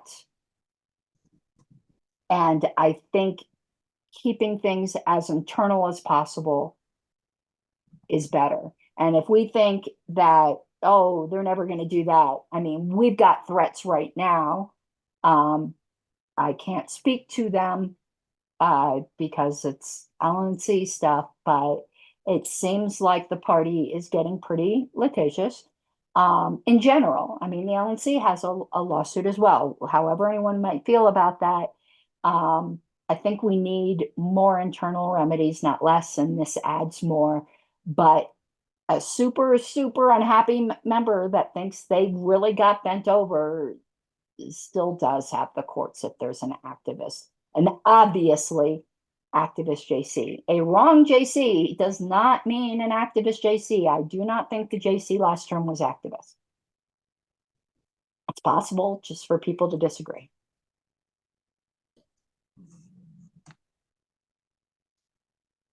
Okay, we're going to go to a vote on Dr. Moulton's amendment. Not amendment, motion. Remember, his motion is to pass it but make it yellow. A yes vote, we'll do that. A no vote brings it back to us as to whether we're going to pass it at all. And if we do pass it, it goes into the report with the committee understanding it's the chair's intention to put it at the end. If y'all wanted to stick it someplace else, that would require a separate motion later. Because we'd have to put that probably on the next agenda. So Sylvia, again, if you would take a roll call vote, a yes vote would pass it and move it to yellow. A no vote would leave it open for whether we're going to pass it at all into the final report. Arrowwood, I'm going to say no. Rocco, No.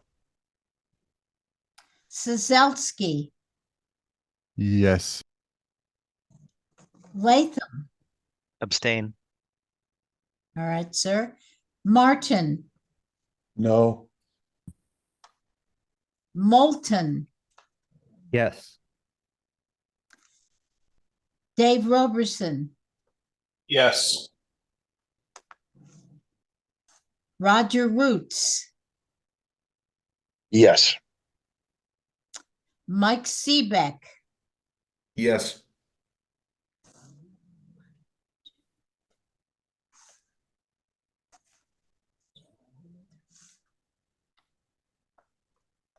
Madam Chair, at this time we have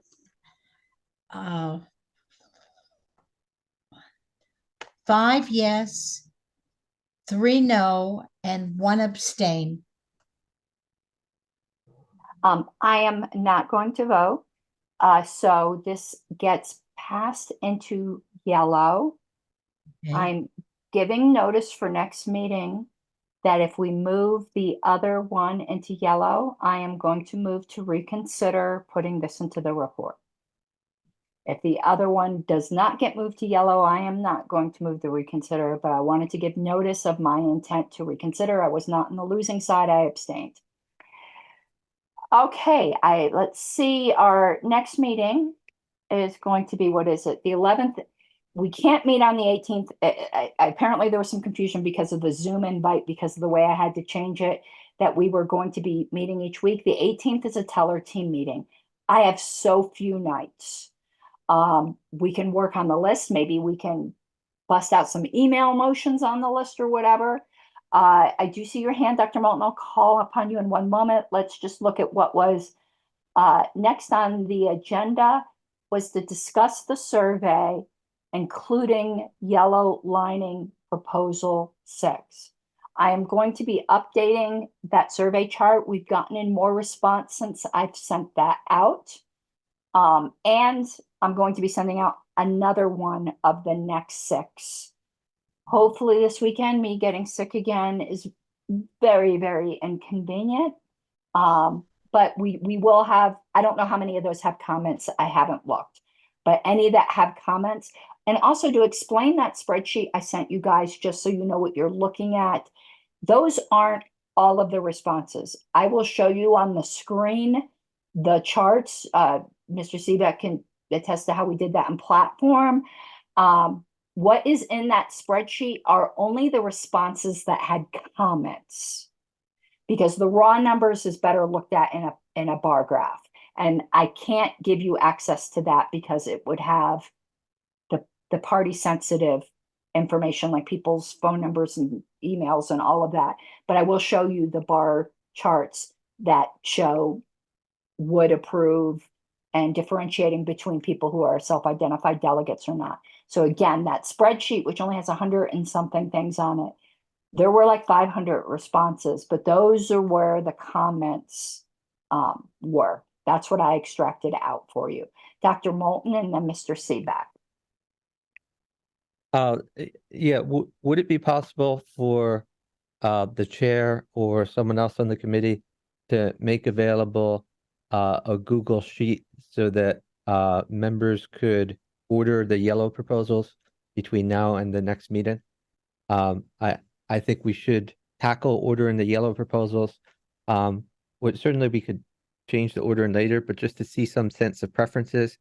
The reason I ask is I know the chair has just announced that she favors moving the proposal we just put yellow in to substitute for proposal 6, which I don't object to.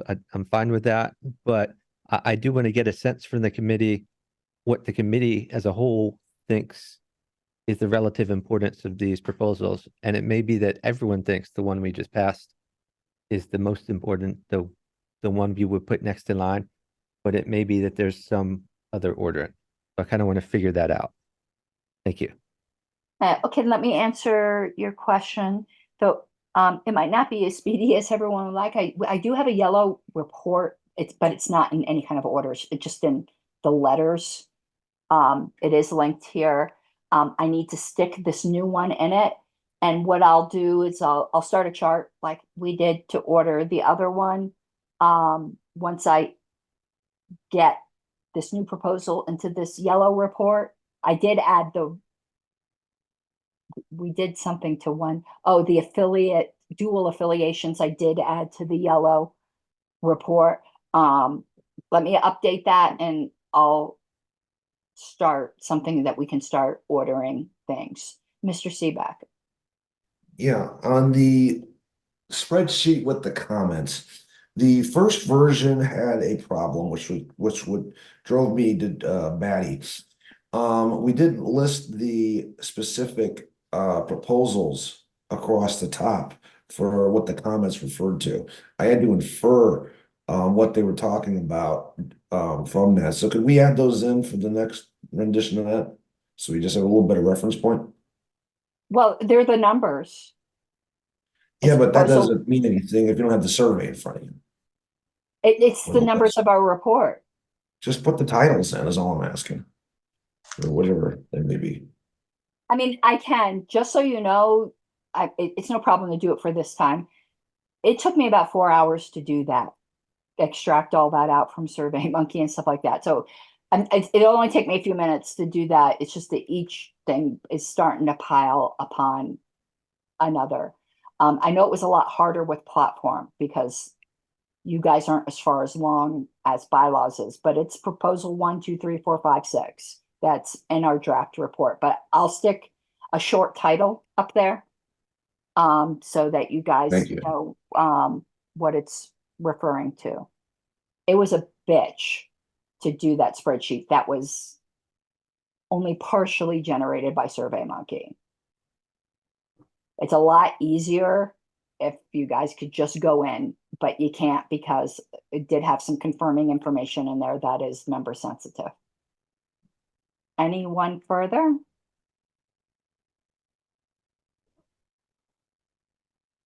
Okay, we'll meet on the 11th and we are adjourned.